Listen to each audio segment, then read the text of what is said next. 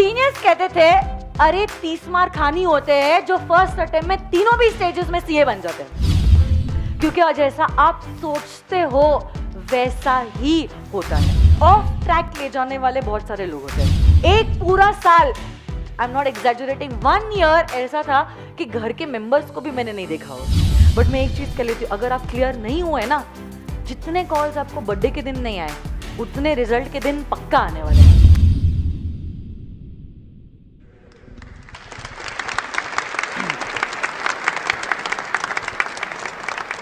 ठीक है, पहले दिन से आप लोग मुझे रिक्वेस्ट कर रहे हो, and because you all are so special to me, I thought of sharing my success story with you all, कि कैसे मैंने पढ़ाई की और कैसे मैं यहाँ पे एक टीचर बनी हूँ, कहाँ से जर्नी शुरू हुई, और आज का दिन तो आप देख ही रहे हो। ओके, सो फेब 2008 में मैंने मेरी 12th स्टैंडर्ड की एग्जामिनेशन दी थी, एंड तभी डिसाइड तो हो चुका था ऑलरेडी कि मुझे सीए करना है। 12th के बाद it was already decided that I want to pursue the course of chartered accountancy. But तब के ज़माने में क्या होता था, सीपीटी के 4 अटेम्प्ट्स होते थे, मतलब every 3 months there was 1 attempt of CPT. तो मैंने सोचा था फेब 2008 में मैं अपनी सीपीटी की एग्जामिनेशन दे दूंगी, तुरंत फिर एग्जामिनेशन के बाद, 12th के एग्जामिनेशन के बाद I would start with my CPT classes, और फिर अगस्त में मैं अपनी सीपीटी दूंगी। बट अनफॉर्चुनेटली मार्च में ही इंस्टीट्यूट ने नोटिफिकेशन लाया और कहा कि हम 2008 में, क्योंकि 10 साल हो चुके हैं, हम हमारा कोर्स चेंज करना चाहते हैं, और अब सीपीटी साल में 4 बार नहीं होगा, it is going to happen only twice every year. या तो जून में दे दो आपका सीपीटी, या तो फिर आप दिसंबर में दो। तो अब देखो, मैंने फेब में अपनी एग्जामिनेशन दी, मार्च में मेरी classes are about to begin, and then the notification comes कि अगस्त का अटेम्प्ट तो स्क्रैप हो चुका है। अब अगस्त में कोई सीपीटी है ही नहीं। मैंने सोचा था मार्च अप्रैल में 3 महीने क्लासेस करूँगी, जून जुलाई में सेल्फ स्टडी कर लूँगी, और अगस्त का फर्स्ट संडे जो होता है, अगस्त का जो फर्स्ट संडे होता है, मैं सीपीटी दे दूँगी। बट अब अगस्त का अटेम्प्ट है ही नहीं, तो सबसे बड़ा सवाल मेरे माइंड में ये आ गया, अब या तो मेरी अटेम्प्ट प्रीपोन होगी या तो वो पोस्टपोन हो जाएगी टू दिसंबर। अब दिसंबर तक तो मैं वेट नहीं करना चाहती थी, और अगर प्रीपोन हो रहा है, it is going to be June का फर्स्ट संडे, मतलब 2 मंथ्स आई एम लूजिंग, क्योंकि जून का पूरा महीना चले जाएगा और जुलाई का भी पूरा महीना गया। जो अगस्त फर्स्ट वीक में होने वाला था, अब ये जून फर्स्ट वीक में हो जाएगा, मतलब मेरा 2 मंथ सेल्फ स्टडी गया। अब क्लासेस करनी, अब जितना प्रेशर स्टूडेंट्स को था, डबल द प्रेशर फैकल्टीज के ऊपर, क्योंकि अब चारों भी सब्जेक्ट जो उन्होंने सोचा था 3 महीने के अंदर कंप्लीट करेंगे, now they are not going to have 3 months in their hand, क्योंकि हमें भी तो सेल्फ स्टडी के लिए समय चाहिए। Classes is one thing, but self study एक बार तो होगी ना कि क्लासेस खत्म होने के बाद एग्जामिनेशन दे दो, ऐसा तो बात होने नहीं वाली है। सेल्फ स्टडी का रोल सेल्फ स्टडी ही होता है, और टीचर्स का रोल टीचर्स ही निभा सकती है। So now the teachers had to complete the course within 2 months instead of 3 months. तो जहां पे पहले वो 3 महीनों के अंदर क्लासेस खत्म करने वाले थे, अब teachers as well as students के ऊपर प्रेशर आ गया था, 2 महीने के अंदर क्लासेस कर लो, और जहां पे 2 महीने का सेल्फ स्टडी था, अब वो 2 महीने के सेल्फ स्टडी के बदले we had only 1 month of self study. तो मेरी क्लासेस जो होती थी सीपीटी की, वो शुरू होती थी सुबह के 8 बजे, and they used to get over at 6 o'clock at foundation level, मतलब एट सीपीटी लेवल। जो आप लोगों का करंटली अब शेड्यूल है, वो मेरा हुआ था जब मैं सीपीटी की स्टूडेंट थी, क्योंकि अब एक तो क्लासेस हो रही थी, तो एक सेशन मैथ्स का 2-2 घंटे मैथ्स के होते थे, 2-2 घंटे अकाउंट्स के होते थे, 2 घंटे इकोनॉमिक्स और 2 घंटे लॉ के होते थे। फाउंडेशन में 4 सब्जेक्ट्स होते थे, मतलब सीपीटी में, और लंच भी वहीं पे करो, नाश्ता भी वही करो, और प्लस उतना नहीं था, घर पे आने के बाद हमें अकाउंट्स और मैथ्स का होमवर्क जरूर मिलता था। तो आप समझ लीजिए 10 बजे तक तो वही चीज़ें होती थी, और उसके बाद 10 बजे के बाद क्या, 12th के बाद सोचा था कि 12th अभी इतनी मेहनत की है, 12th के बाद अब 8-10 दिन मज़े करेंगे, घूमेंगे फिरेंगे, फिर चालू होगी क्लासेस, तो वो तो कभी मौका मिला ही नहीं। Immediately we had to start with the CPT classes. तो ऐसा ही शेड्यूल लगातार मेरा 2 महीने टीचर्स ने प्रॉमिस किया था, बट अनफॉर्चुनेटली 10 दिन एक्सटेंड हो गया, तो मतलब 2 months 10 days मेरा शेड्यूल वैसा ही चला विथ क्लासेस। फिर बचे थे हार्डली 20 दिन। 20 दिन ऊपर से देखो, जब आप 12th स्टैंडर्ड के एग्जामिनेशन देते हो, you are not even serious about the foundation course. मतलब ऐसे लगता है आज तक तो पास हो ही गए हैं, और ऊपर से 11 में तो सबसे कम मेहनत करके सबसे ज्यादा मार्क्स 11 में ही मिले हैं. तो एटीट्यूड भी वैसा हो जाता है. और 10th तक इतना फोबिया हमारे माइंड में रहता है, 10th standard examination, 10th standard examination, 10 जैसे पिंजरे में बंद कर दिया. तो जैसे ही 10th छूटती है ना, it's like we are going to now fly in the sky. सब कुछ एक तरफ और हमारी मस्ती एक तरफ, तो वो सीरियसनेस ऑटोमेटिकली कम होते जाता है. और प्रोफेशनल कोर्स की कभी सीरियसनेस हुई नहीं थी. अब अचानक से अटेम्प्ट प्रीपोन हो जाने की वजह से 20 दिनों के अंदर 4 सब्जेक्ट्स करने हैं. देखो इतना आसान नहीं है, 2 महीने में अगर बोलो 4 सब्जेक्ट्स, इट इज ईजी. देखो अभी हमें सीपीटी ईजी लगता है, बट उस स्टेज में हमारी कितनी वाट लगी थी वो हमें पता है. ऑब्वियसली क्लियर होने के बाद everything is easy. 9th standard कितना डिफिकल्ट लगता था जब 9th में थे, अब लगता है छी क्या चिल्लर है 9th standard. But that time, that age and that circumstances और इतने distractions, it is too difficult to control all these things and sit and study. But fortunately 20 days मैंने बहुत अच्छे से पढ़ाई की, फुल मेरा अटेंशन दिया. Around 12 hours, 13 hours I use to study. कभी लाइब्रेरी पता नहीं जमी नहीं मुझे, मैं घर पे ही हमेशा पढ़ती थी. तो ऐसे करके मैंने मेरी सीपीटी की examination the. And fortunately CPT was for 200 marks. 100 marks में पहले में आपका अकाउंट्स और लॉ होता था 60 and 40, और सेकंड पेपर जो होता था that was 50-50 maths and economics. तो ऐसे करके आपके 4 पेपर्स 2 पेपर्स में डिवाइड होते थे. I scored 158 marks out of 200 in my CPT examination. अब देखो CPT की एग्जामिनेशन मैंने दी. CPT की एग्जामिनेशन में I scored 158 out of 200 in my June 2008 attempt. तब क्या होता था? तब होता था PCC. PCC में क्या होता था? I will tell you. जैसे ही आप CPT देते हो ना, आपकी आर्टिकलशिप शुरू हो जाती है. It is not like you all. Articleship 1.5 साल की होती है, और उसी के बाद आप पीसीसी के लिए एलिजिबल होते हो. जैसे ही आपका पीसीसी हो जाता है, another 1.5 year is your articleship and then you are eligible for CA final examination. मतलब सीपीटी के बाद तुरंत your articleship will begin. तो देखो क्योंकि मैं पीसीसी की स्टूडेंट थी, जैसे ही मेरा सीपीटी हो गया ना, क्या हो गया? मेरी आर्टिकलशिप चालू हो गई. तभी इंस्टीट्यूट ने और एक बॉम्ब फोड़ा. बोला अब ये पीसीसी का लास्ट अटेम्प्ट है. पीसीसी अब कन्वर्ट हो जाएगा इनटू आईपीसीसी, जिसमें आईपीसीसी में क्या होता था? आप सीपीटी दो, 1 साल के बाद आईपीसीसी दो, और उसके बाद 3 साल की articleship.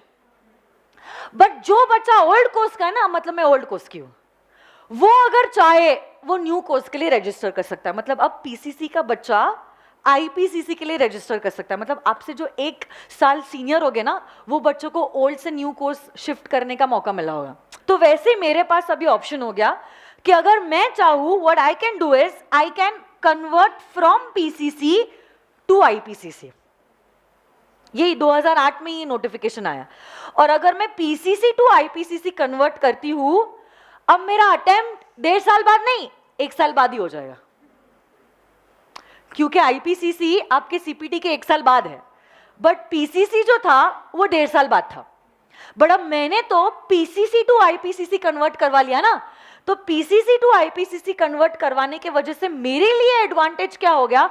Not after 1.5 year, but after 1 year of my CPT, I could give my IPCC. But problem ये था, my articleship would continue. तो अब आईपीसीसी में जरूर आ गई. इसका मतलब अब ये नहीं आईपीसीसी के बाद आर्टिकलशिप शुरू होगी, पीसीसी पैटर्न में ही मेरी आर्टिकलशिप शुरू हो गई. So that I have to continue now with after 1 year my attempt of IPCC being due. मतलब अब आप सोचो, साल भर में जैसे आप ये दे रहे हो ना आपकी इंटरमीडिएट की एग्जामिनेशन, वैसे ही साल भर बाद मैंने अपना आईपीसीसी दिया. बट आप में और मुझ में बहुत फर्क है. आप दे रहे हो विदाउट आर्टिकलशिप, मैं दे रही हूँ विद आर्टिकलशिप. अब आप सोचो ये प्रेशर आपसे हैंडल नहीं होता है तो मेरी क्या हालत हुई होगी. आर्टिकलशिप मतलब आप सोचो इतने सस्ते में और कौन एम्प्लॉय मिलेगा। तो बॉस के तो मजे हो गए। मेरी office morning 11 to evening 6, but office में जाने के पहले सुबह एक क्लास और ऑफिस से आने के बाद एक क्लास। सुबह होती थी सारे फैकल्टीज की ऑल द प्रैक्टिकल सब्जेक्ट की क्लासेस, और शाम में होती थी सारे थ्योरेटिकल सब्जेक्ट। सारे थ्योरेटिकल सब्जेक्ट्स मतलब लॉ है, ऑडिट है, ITSM था हमें, EISSM आपको, हमें था ITSM, वो होता था शाम में। संडे के दिन वॉज द ओनली डे जब ऑफिस में छुट्टी होती थी, and Sunday was the only day जहाँ पे फैकल्टीज को एक्स्ट्रा क्लासेस का समय मिलता था, क्योंकि वो दिन वो एक्स्ट्रा क्लासेस ले सकते थे। Other than those days, for the faculties it was not possible because every student had their office. मतलब आप सोचो, morning my classes used to begin at 6:45 to 9:15. फिर उसके बाद 9:15 के बाद 11 o'clock ऑफिस होता था, तो नाश्ता करके directly we had to rush to office. Office होता था टिल इवनिंग 6, और evening classes were from 6:45 to 8:45। 2 घंटे की थ्योरेटिकल पेपर्स के जो भी क्लासेस होते थे वो शाम में होते थे। साल भर ऐसे ही निकल गया, साल भर। घर से मैं निकलती थी अराउंड 6:30 के आसपास, फिर टिफिन मम्मा भेज देती थी, लंच भी ऑफिस में ही करती थी, फिर वापस से नाश्ता करती थी ऑफिस से निकलते वक्त, शाम में क्लासेस करती थी, और घर पे मैं पहुंचती थी 9 o'clock के आसपास। प्रैक्टिकल पेपर्स, अकाउंट्स होता था, एडवांस अकाउंट्स होता था, FM होता था, और कॉस्टिंग होता था। टैक्स के फैकल्टीज यूजुअली होमवर्क नहीं देते थे, तो ये 4 सब्जेक्ट्स की अगर सुबह क्लासेस होती थी, उनका होमवर्क भी करना होता था। पूरा साल भर ऐसा ही गया। और जब मैं IPCC में थी, मेरा भाई जो था वो 11th स्टैंडर्ड में था। मतलब मैं जब घर से निकलती थी वो तो सोया हुआ रहता था, और जब मैं घर पे आती थी वो दोस्तों के साथ घूमने निकलने के लिए बाहर जाता था। संडे के दिन भी एक्स्ट्रा दिन भर क्लासेस होती थी, तो संडे के दिन भी मिलना नहीं होता था। एक पूरा साल, आई एम नॉट एग्जैजुरेटिंग, 1 year ऐसा था कि घर के मेंबर्स को भी मैंने नहीं देखा होगा। इतना हेक्टिक शेड्यूल होता था। दिवाली में भी hardly we used to get 3 to 4 days off, क्योंकि तब फैकल्टीज को एक लौता मौका मिल जाता था एक्स्ट्रा क्लासेस लेने का, क्योंकि तब ऑफिस में छुट्टी होती थी 10 दिन की, 15 दिन की, तो वो समय had to be utilised by the faculties, क्योंकि उसके अलावा they had no other time. तो अगर छुट्टी मिली है, हमें पता है वो क्लासेस में ही जाने वाली है। सेल्फ स्टडी के लिए hardly I got 2 months, hardly. अब आप सोचो, मेरा अटेम्प्ट जो है that is in November 2009 IPCC का। नवंबर 2009 में मेरे को दोनों ग्रुप्स देने हैं। तब दोनों ग्रुप्स में, पहले ग्रुप में 4 पेपर्स होते थे और दूसरे ग्रुप में 3 पेपर्स होते थे। IPCC की मैं बात कर रही हूँ, क्योंकि पहले ग्रुप में सबसे पहला पेपर होता था अकाउंट्स, फिर लॉ होता था, and that time costing and FM 50-50 marks का एक ही पेपर था, और एक पेपर होता था tax, including both direct as well as indirect taxation, 50-50 marks. तो इनडायरेक्ट टैक्स में सिर्फ वैट और सर्विस टैक्स था, और डायरेक्ट टैक्स में was the income tax act with the 5 heads। Group 2 में 3 पेपर्स होते थे। First was advanced accounts, second paper was audit, and the third paper was IT and SM। तो ऐसे करके पहले ग्रुप में हमें थे 400 मार्क्स और सेकेंड ग्रुप में थे 300 मार्क्स।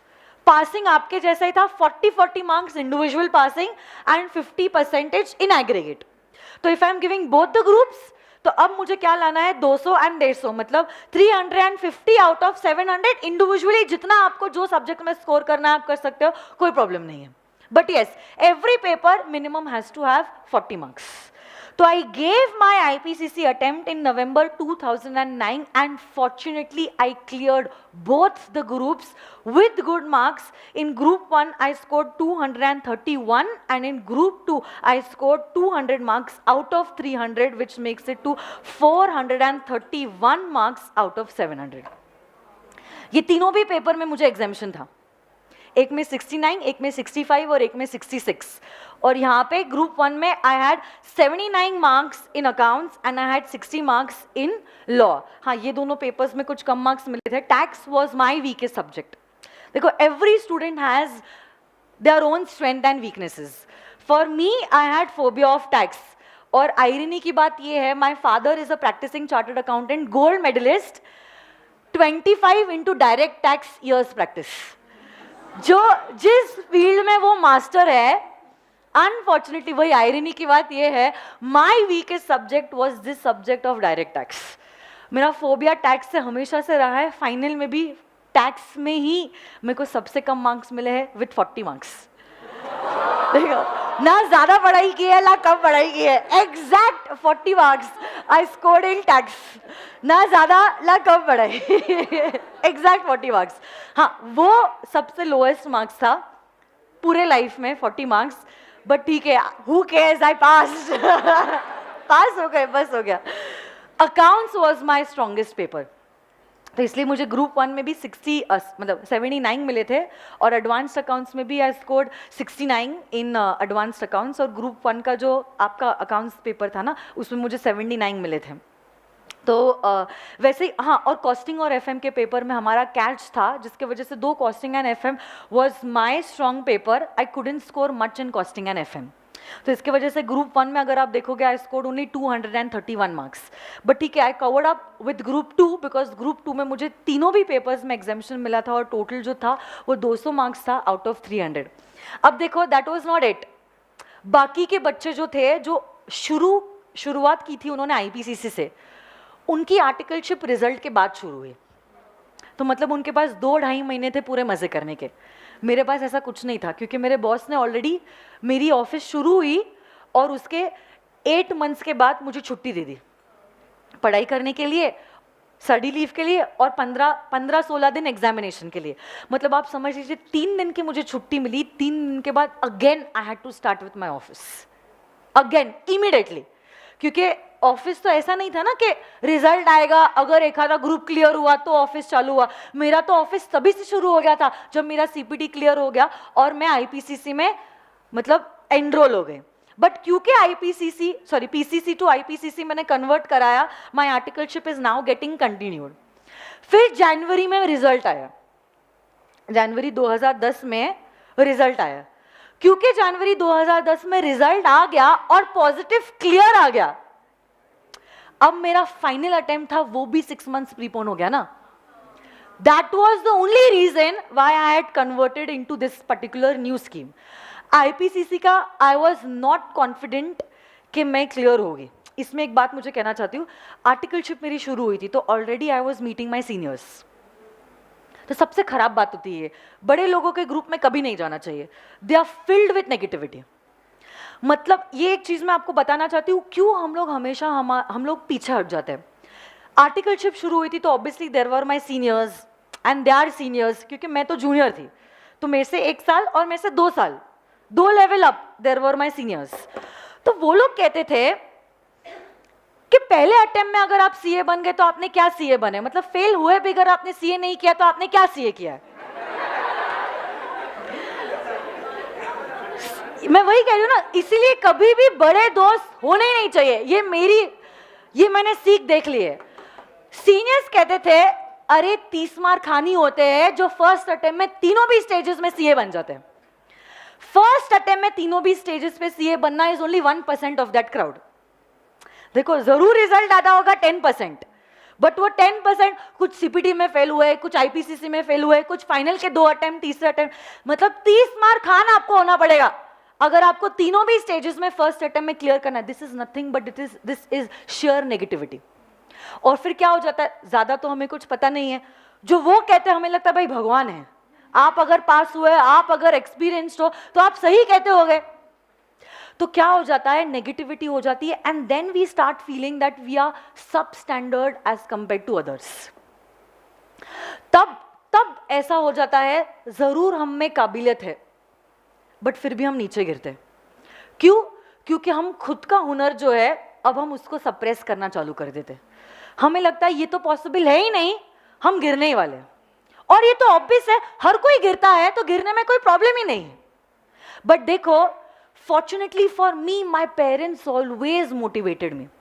तो देखो, इसलिए मैं हमेशा कहती हूँ, have those bunch of people around you who are motivating you. अब मुझे पता है, मैंने इसलिए पहले दिन आपको पूछा था, how many of you all are not from Pune. आपको लगा होगा मैंने ऐसे ही टाइम पास में पूछा होगा ये सवाल, but no, there was a reason behind it. अब आप लोग घर पे नहीं रहते हो, so you all are filled with negativity. मैं चाहती थी अगर आपके पेरेंट्स नहीं तो एटलीस्ट मैं आपको हर स्टेज पे मोटिवेट करती रहूँ, आपको गाइड करती रहूँ, आपको बोलती रहूँ, क्योंकि ऑफ ट्रैक ले जाने वाले बहुत सारे लोग होते हैं, बट ऑन ट्रैक ले जाने वाले वो कुछ लोग होते हैं जो मैं बनना चाहती थी आपके लाइफ में। इसलिए आपने देखा भी होगा 15-15, 20-20 दिन में थोड़ा थोड़ा हल्का हल्का डोज मैं आपको दिया ही करती थी। Why? Because this positivity is necessary. You all are filled with negativity around you all and inside you all. Fortunately for me, my parents were the motivating factor. वो हमेशा मुझे पॉजिटिविटी से फिल करते रहते थे, जिसके वजह से फिर मुझे लगा नहीं यार, वो हो गए 30 मार्क हार, मैं भी तो कुछ कम नहीं हूं, मैं भी अटेम्प्ट क्लियर कर दूंगी तीनों भी स्टेजेस में, वो भी फर्स्ट टाइम में। तो वो पॉजिटिविटी होने की वजह से मैंने सोचा कि हो जाएगा, और हुआ।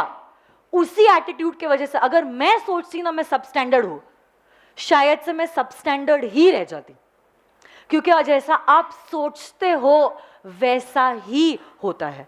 अगर आप नीची सोच रखोगे आपके साथ गलती होगा। आप देखना कभी भी जो लोग हमेशा रोते रहते हैं ना, उनके साथ हमेशा गलती होता है। आप देखना वो जिंदगी भर रोते ही रहेंगे, क्योंकि they are filled with negativity. फिर जो अच्छा भी होगा ना उन्हें दिखाई नहीं देगा, क्योंकि उन्हें बुराई दिखाई दे रहा है। So always have that positive attitude. आपका कैलिबर जज करने के लिए उनकी कोई औकात नहीं है। वो कौन है आपको सर्टिफिकेट देने वाले कि आप फर्स्ट अटेम्प्ट में क्लियर हो गए या सेकंड अटेम्प्ट में क्लियर हो गए? वो कौन है स्टैंडर्ड आपका सेट करने वाले? आपने अपने आप को देखा है, आपसे ज्यादा आपको और कोई नहीं जान सकता है। तो दूसरा क्या कह रहा है या दूसरा क्या बोल रहा है या कोर्स कैसा है, उससे आप अपने आप को जज मत करो। आप भी कर सकते हो, आप क्यों नहीं कर सकते हो? एक चीज बताओ, आज तक क्या आपको कभी लगा है कि ये कोर्स कितना डिफिकल्ट है, मुझे समझ में नहीं आया, मैम ने या सर ने क्या एक्सप्लेन किया? कुछ भी नहीं। There is nothing difficult in this course. सिर्फ एक ही सबसे बड़ा चैलेंज है, and that is time factor. इस टाइम फैक्टर को अगर आपने ओवरकम कर लिया, it is 100% guaranteed that you all are going to clear this examination in the first attempt. Second और third क्यों चाहिए? फर्स्ट अटेम्प्ट में आप क्लियर कर सकते हो। फिर देखो क्या हुआ, मेरी articleship is getting continued, and then my CA final attempt is due in November 2011। November 2011 में मैंने CA फाइनल का अटेम्प्ट दिया। I gave both the groups. इसमें भी क्या हुआ मैं आपको बताती हूँ। दोनों ग्रुप्स का फॉर्म तो मैंने फिल कर दिया, सोचा था जैसे हमेशा की तरह हम लोग भी ऐसे करते, दोनों ग्रुप्स का फॉर्म तो मैंने फिल कर दिया था। और फिर क्या हुआ, मतलब I was eligible for both groups in November 2011, whereas my friends के दोनों groups were following in May 2012. I was 6 months earlier to them. Examination form fill करने का जब समय आया था ना, तब इत्तेफाक की बात ऐसे हो गई that my father was travelling, okay, और मेरे पापा को बहुत मानती हूँ मैं। My father was travelling, and तब फिर मैंने सोचा कि नहीं यार, मेरे फ्रेंड्स जो है वो तो वैसे भी मे के अटेम्प्ट में ही क्लियर होने वाले, मेरे को उनसे एक एडेड एडवांटेज मिला है नवंबर में अटेम्प्ट देने का। एक ही ग्रुप दे देती हूँ, क्या फ़र्क पड़ता है, मेरा वर्कलोड तो कम हो जाएगा। फिर दूसरा ग्रुप उनके साथ क्लियर होके वैसे भी मैं उनके साथ ही रहूँगी ना, मैं उनके पीछे नहीं जाने वाली हूँ। उल्टा मुझे दोनों ग्रुप्स अलग अलग देने का मौका मिल रहा है, without being behind them, being with them I am getting an opportunity to give दोनों ग्रुप्स अलग अलग। तो ऐसे सोचा मैंने, 15 दिन के लिए पापा बाहर गए थे, ही वॉज इन यूरोप, तो एक ग्रुप का मैंने फॉर्म फिल भी कर दिया, बट सबमिट करने के पहले फॉर्चुनेटली ही came back, and my friends also, actually मेरे कुछ फ्रेंड्स थे, close group of friends, then they told me कि तूने जब CPT दिया था और ये कोर्स में कन्वर्ट कराया था, तभी तुझे पता था कि तेरा अटेम्प्ट दोनों ग्रुप्स का November 11 में ड्यू होने वाला है। इतनी मेहनत तूने यहाँ तक की, इतने समय तक क्यों, तूने अपने आप को होल्ड किया, थोड़े से के लिए तू क्यों पीछे जा रही है? थोड़े से के लिए इतना, अब कितने महीने की बात है, 2 महीने की तो बात है, एग्जामिनेशन 2 महीने पे ड्यू है, नवंबर में 2 महीने हो जाएंगे। फिर सोचेंगे ना, देखते ग्रुप अच्छा नहीं गया, रिजल्ट क्लियर नहीं आया, तब मई में देने का और एक मौका है ना, अभी तो क्यों पीछे हट रही है? और फिर पापा ने जबरदस्ती 2 ग्रुप के फॉर्म्स भरवाए, बोले कि देखेंगे, फेल हुए तो भी हम कुछ नहीं बोलेंगे, तो टेंशन मत ले, बट तू दे दोनों ग्रुप्स। फिर मैंने दिए दोनों ग्रुप्स। अब जब टैक्स की पढ़ाई में करी थी, डायरेक्ट टैक्स की, I told you, direct tax का इतना फोबिया था, फिर मैंने पापा को बोला कि क्लासेस तो मेरी कुछ ढंग से हुई नहीं थी, क्योंकि मेरी देखो अब मैं सीनियर हो गई थी आर्टिकलशिप में, तो जो जुलाई का सीजन था, जो सितंबर का सीजन था, that time I had to wait, because now the juniors were not aware about how returns are to be filed, और मैं अगर सीनियर हूँ तो मेरे ऊपर रिस्पॉन्सिबिलिटी है. I couldn't do my classes properly, क्योंकि अब मुझे ऑफिस को ज़्यादा प्रायोरिटी देनी थी, क्योंकि मेरे हाथों में मेरे क्लाइंट का काम था. तो मेरे क्लाइंट के फाइल को कॉम्प्रोमाइज करते हुआ I couldn't give priority to the classes. तो क्लासेस मेरी पूरी कॉम्प्रोमाइज हो गई बिकॉज ऑफ द सितंबर सीजन. और देखो नवंबर में अटेम्प्ट है, सितंबर तक मेरी क्लासेस चालू है, मैं ऑफिस में हूँ, मेरी क्लासेस भी ठीक से नहीं हो रही, क्योंकि डीटी और आईडीटी की क्लासेस आप लास्ट में रखते हो, उसमें अमेंडमेंट्स बहुत आते हैं. I couldn't do my direct taxes की क्लासेस प्रॉपरली. एग्जामिनेशन के एक दिन पहले फिर मैं पापा को बोल रही हूँ, पापा आप बैठो मेरे साथ और आप पढ़ाई करो. फिर पापा बैठे, फिर भी पूरी रात पापा मेरे साथ जगे थे, 3 बजे तक जगे थे, फिर भी मैं 6 बजे तक पढ़ रही थी. And then 6 o'clock I slept and I told him please wake me up at 9 o'clock. 9 o'clock I got up in the day of the examination. कुछ चीज़ें अभी भी बाकी थी, रेट से रिलेटेड, फिर ना असेसमेंट से रिलेटेड, वो सब सीए फाइनल में है. रेट से रिलेटेड एक सवाल मैं और पापा साथ में बैठ के कर रहे थे, और तभी पापा को क्या हो गया, किसी का कॉल आ गया कि रेड कब की जा सकती है, कौन सा समय आपके घर पे एंटर कर सकते हो. ओके तो वो सिर्फ समय आया और पापा फ़ोन कॉल पे चले गए, और मैंने जैसे हर बच्चा करता है ना, अभी पापा चले गए, चलो टर्न द पेजेस, तो मैंने पेजेस टर्न कर लिए, चलो हो जाएगा. चीट करते ना हम लोग हमारे पेरेंट्स को कि हो जाएगा, कंप्लीट करना है, 2 बजे तो पेपर है, 9 बज गई ऑलरेडी. तो पापा ने कुछ 8-10 मिनट फ़ोन कॉल अटेंड किया, आया और बोला कि ये सब पढ़ लिया क्या तूने. पापा ने सवाल भी पूछा रेट से रिलेटेड कि रेट कब की जा सकती है, तो मैंने बोल दिया हाँ बिजनेस आज. पापा भी वो फ़ोन कॉल की धुन में थे, और फिर मतलब वो नज़रअंदाज कर दिया, और बाकी का पूरा पोर्शन हमने पढ़ा. टैक्स का पेपर आया. Unfortunately tax was the paper जो हमारे अटेम्प्ट में कैच था. हर एक ग्रुप में एक पेपर होता है जिसमें कैच होता है. मैं अटेम्प्ट ही कर पाई सिर्फ 70 मार्क्स का, सिर्फ 70 मार्क्स का मैं अटेम्प्ट कर पाई. 30 मार्क्स तो मैं लिख ही नहीं पाई. मतलब मुझे जवाब ही नहीं आ रहा था, क्या लिखूं मैं. गलत जवाब लिखने के बदले I thought I would rather not attempt anything. 70 marks का मैंने लिखा. जैसे ही 5 बजे और पेपर से मैं बाहर आई, I broke down, I started crying. मैंने बोला ग्रुप 2 तो मेरा गया है, चलो वापस से ग्रुप 2 की पढ़ाई चालू करना बैठ जाओ. फिर पापा ने बोला क्यों, 70 मार्क्स अटेम्प्ट किया है ना, कोई बात नहीं, 40 तो मिल ही जाएंगे, चलो अपन देखते हैं. तो शुरू किया, सारे आंसर्स देखे मैंने क्या लिखा है, सही जवाब क्या है, और फिर मार्क करना चालू कर दिया कितना है. फिर एक ऐसा था कि रेड कब की जा सकती है, 4 मार्क का, और मैंने बोला मैंने तो लिख दिया बिजनेस आज. तो पापा ने बोला बिजनेस आज कहाँ पे लिखा है, it is only going to be after sunrise and before sunset. तो इसलिए मैं भी आपको बार बार बोलती हूँ बिजनेस आज and after sunrise before sunset अलग अलग होता है, याद है क्या आपको. हो सकता है बीपीओ है तो फिर पूरे टाइम काम कर रहा है, कोई फैक्ट्री है 3 शिफ्ट में काम कर रहा है, तो बिजनेस आज तो उनके लिए 24 घंटे है. तो बिजनेस आज और आफ्टर सनराइज बिफोर सनसेट अलग अलग होता है. और वो क्वेश्चन था 4 मार्क का. अभी तक जो कैलकुलेट किया था 36 मार्क्स. मतलब मैं रो रही, मेरे को देख के पापा रो रहे, पापा को देख के मम्मी रो रही कि हो क्या रहा है घर में. बोल रहे कि अगर बाकी में भी थोड़ा सा भी ऊपर नीचे हो गया, वो 4 मार्क के क्वेश्चन के वजह से इसका अटेम्प्ट गया ना. देखो टू बी सेफर साइड पापा ने स्ट्रिक्टली कैलकुलेट किया और 36 मार्क्स. बट आप सोचो पापा पे क्या बीत रही है, अगर मैं वो फोन कॉल 8 मिनट का अटेम्प्ट नहीं करता तो मैं ठीक से इसको करवाता, तो एटलीस्ट सेफ जोन में तो आ जाती 40. और फिर उससे ज्यादा अगर एग्जामिनर बहुत ही स्ट्रिक्ट है 40 तो मिल ही जाते हैं, 45 नहीं 46 नहीं. तो पूरी वाट पापा को भी लग गया कि भाई क्लियर तो होने नहीं वाला है. मैं भी fully depressed, but still my dad told me give all the papers, doesn't matter. ये एक दूसरी गलती बच्चे करते हैं, एक पेपर भी खराब हो गया ना, सारे पेपर्स ना देने का डिसीजन ले लेते और सोचते अगले अटेम्प्ट के लिए प्रिपरेशन शुरू कर दो. Don't ever do that. जो मार्क्स आएंगे वो बाद में देखने वाली बात है. Currently give all the papers. सारे पेपर्स मैंने दिया and fortunately I told all, जैसे 40 मार्क्स डॉट. सबसे पहले पास लापास के पहले देखा डायरेक्ट टैक्स में कितने मिले हैं, उसके बाद देखोगी पास या लापास. 40 मार्क्स मिले और फिर मैंने टोटल के पहले देखा पास और not pass, then pass and pass. जनवरी 2012 में रिजल्ट आया था, 27 जनवरी 2012। दैट टाइम सीए में बन गई थी with 6 month of articleship remaining. तो मेरी 6 मंथ्स की जो आर्टिकलशिप थी that I did as a chartered accountant. CA अब मैं बन तो गई, बट अब मुझे पता था कि मुझे जॉब नहीं करना है, मुझे प्रैक्टिस भी नहीं करनी है। थर्ड फोर्थ स्टैंडर्ड से I knew I had to become a teacher. Third standard से I use to always tell my parents I want to become a teacher. But जिस दिन मैं एक्चुअली जब मैंने सीए कोर्स शुरू भी किया ना, that time also aptitude test होता है। तब एप्टीट्यूड टेस्ट देने के पहले भी मेरे पेरेंट्स ने पूछा था तुझे बनना क्या है, तो मैंने हमेशा से कहा मुझे टीचर बनना है। और मैंने तभी भी कहा मुझे टीचर बनना है, मतलब 10th स्टैंडर्ड बाद।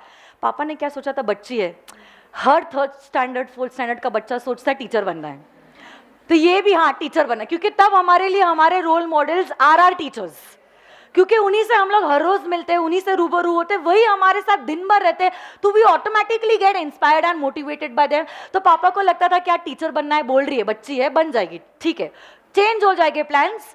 बट 10th स्टैंडर्ड के बाद जब एप्टीट्यूड टेस्ट हुआ, तब फिर मैंने बोला मुझे टीचर बनना है। That time he told me, देख अगर तुझे टीचर बनना है तो बन, and I will become a teacher in that course, जो हर कोई बन ही नहीं सकता, तो टीचर तो दूर की बात है। फिर जब मैं टीचर बनी, मैंने पढ़ाना चालू किया। बट जब मैंने पढ़ाना चालू किया, मुझे मज़ा नहीं आया। मैंने बोला हर कोई आ रहा है, फीस ले रहा है, पढ़ा रहा है, बस वही कर रहा है, बट मेरा तो कभी सपना ऐसा था ही नहीं। मुझे तो पता ही था कि अगर मैं कुछ कर रही हूँ, इसलिए तो सीए बनने के बाद कभी जॉब या कभी प्रैक्टिस करना ही नहीं था। I knew I had to do something which is going to change the life of somebody else. मुझे नहीं करना है ऐसा कुछ जो हर कोई कर रहा है। फिर मैंने सोचा कि अगर मैं टीचर हूं और अगर मैं यंग क्राउड से मिल रही हूं, मुझसे बेहतर कोई प्रोफेशन हो ही नहीं सकता है जो यंग लोगों की लाइफ को बदल सकता है।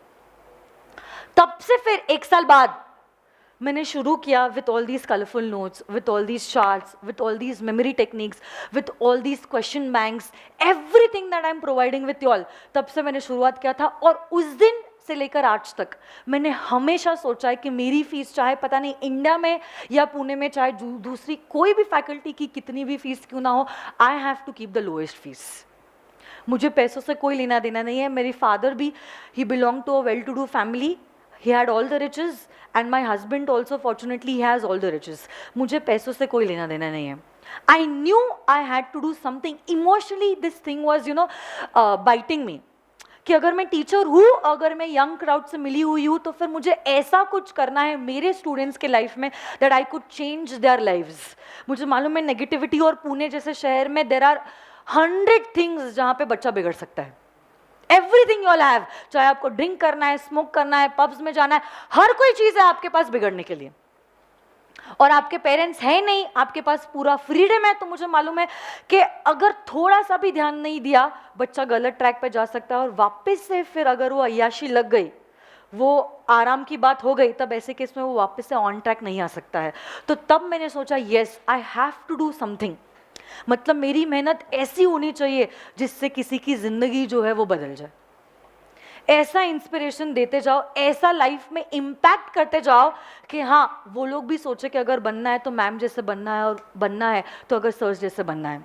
तो इसलिए अगर आप देखोगे everything what ever I am doing for all, lowest fees आप देख लेना। अगर आपको लग रहा है मैं झूठ बोल रही हूँ, आज ही आप कंपेयर कर देना बाकी फैकल्टीज पुणे में, उनकी फीस क्या है और मेरी फीस क्या है, वो क्या दे रहे हैं और मैं क्या ले रही हूँ। बस फिर क्या, वो एक दिन था और आज का एक दिन है जहाँ पे अब मैं आपके सामने खड़ी हूँ, और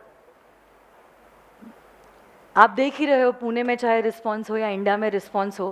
तो एक चीज़ आपको ज़रूर कहना चाहती हूँ कि जो कुछ भी आप कर रहे हो, ऐसी कोई चीज़ करो which will make an impact on the life of others, and be with those people who motivate you, who inspire you and are filled with positivity। क्योंकि दुनिया में नेगेटिविटी और गलत चीज़ें बहुत ज़्यादा भरी हुई है, और शॉर्टकट का रास्ता तो बहुत ही आसान है, बट कहते हैं ना जैसे short term gain is always going to lead into long term pain. तो ज़रूर छोटी छोटी चीज़ों से शॉर्टकट में आपको ज़्यादा कुछ मिल जाए, बट आप लंबा सोचना, एथिकल रहना, आपके जो वसूल है, आपके जो एथिक्स है, आपका जो गुरूर है, आपका जो सेल्फ रिस्पेक्ट है is the only thing that is always going to remain with you. तो वही चीज़ आप फॉलो करना और अच्छे इंसान बनना, अच्छे से पढ़ाई करना. आज भी आपके पास बहुत ज़्यादा समय है, जो हुआ सो हुआ, नए साल की शुरुआत हुई है. अगर आर्टिकलशिप के साथ मैं इतनी मेहनत कर सकती हूँ तो मुझे लगता है you all are super talented. First जैसे मैंने आपको कहा है, आप लोग मुझसे 10 गुना होशियार हो. अगर मैं कर सकती हूँ तो आप लोग तो ज़रूर कर सकते हो. Only one thing keep in mind and that is consistent hard work.